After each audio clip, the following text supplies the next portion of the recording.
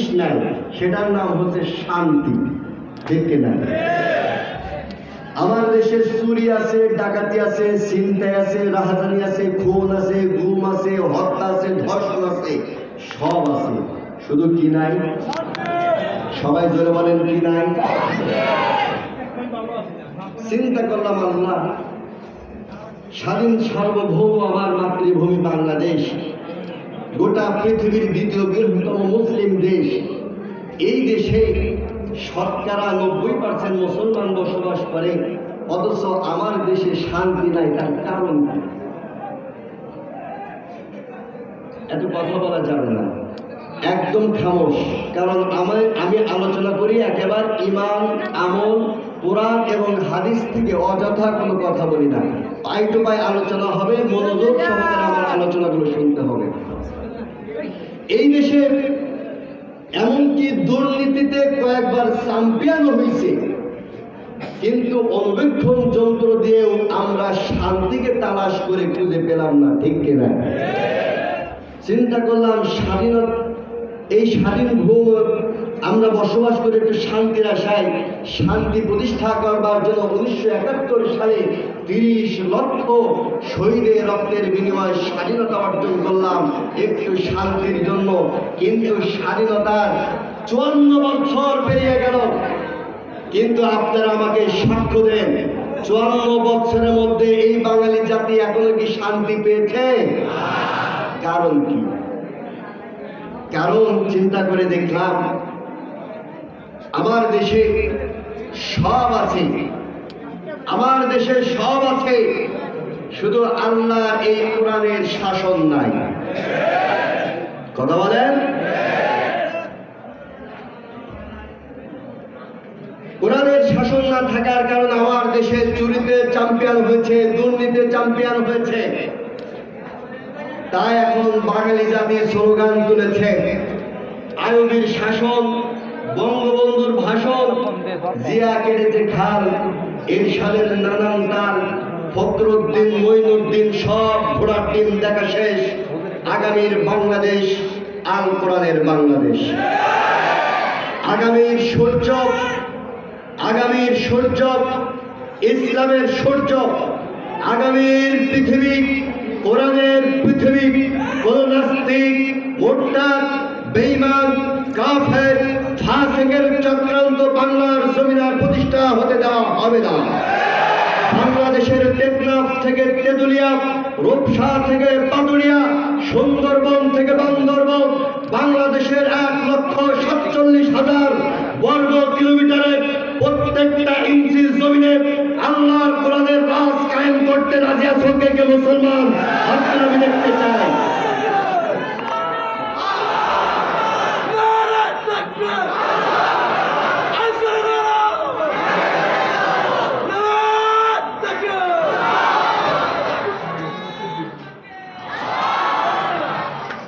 আলহামদুলিল্লাহ, অনেক খুশি হয়েছি, কারণ মুসলমানের প্রথম যে শক্তি কণ্ঠ আওয়াজ আমার এখানে জাগ্রত হয়ে গেছে বলে আলহামদুলিল্লাহ। এই কণ্ঠ আর কেউ রোধ করতে পারবে না। ঠিক কিনা? ইনশাআল্লাহ। এই দেশে যদি ইসলাম প্রতিষ্ঠা করতে হয়, তাহলে নির্বাচনটা আমাদের কাছে খেলতামাশার পাত্র হয়ে গেছে। সামনে নির্বাচন আসছে, আমি আপনাদেরকে বোঝাতে চাচ্ছি ঈমান কিভাবে নষ্ট হয়। কথায় মানুষের ঈমান নষ্ট হয়ে যাবে, অথচ মানুষটা হালকা করে কথাটা বলেছিল, কিন্তু নিজের অজান্তে ঈমান নষ্ট হয়ে যাবে। কেমন? আসেন, কাম টু মাই পয়েন্ট।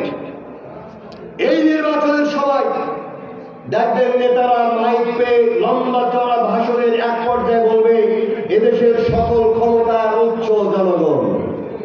কথা বলেন না কেন?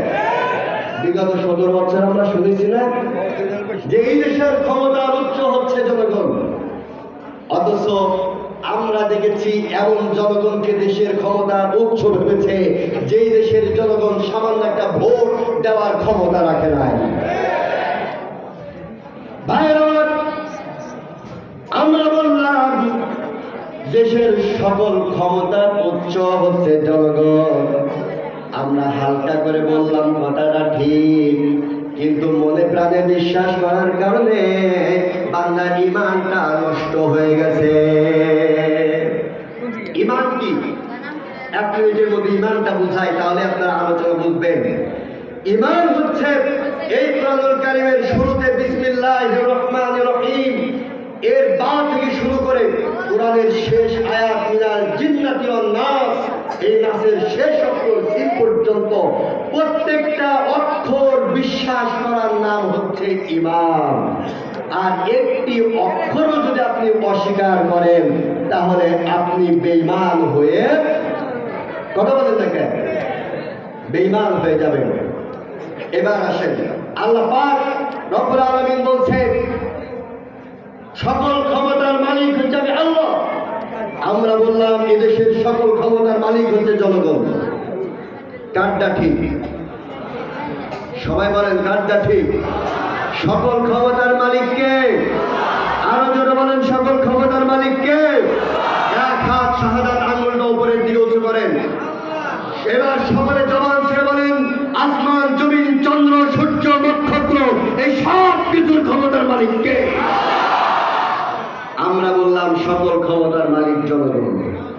ভাইয়ের আমার, আল্লাহ রাব্বুল আলামিন কুরআনুল কারীমের মধ্যে এই প্রসঙ্গে অন্তত পক্ষে 100 আয়াতের উপরে আয়াত নাযিল করলেন যে সকল ক্ষমতার মালিক হচ্ছে আমার আল্লাহ। আল্লাহ রাব্বুল আলামিন কুরআনুল কারীমের মধ্যে বললেন তাবারাকাল্লাযী বিয়াদিহিল মুলক ওয়া হুয়া আলা কুল্লি শাইইন কাদির। আল্লাহ পাক বলেন অতি মহান স্রষ্টা তিনি, যার হাতের মধ্যে রয়েছে সমগ্র বিশ্ব জাহানের কর্তৃত্ব। ওয়া হুয়া আলা কুল্লি শাইইন কাদির, যিনি হচ্ছেন সকল ক্ষমতার মালিক আল্লাহ। পৃথিবীর শ্রেষ্ঠ নেতা হতে পারে, তার সম্মান আমার পায়ের জুতা।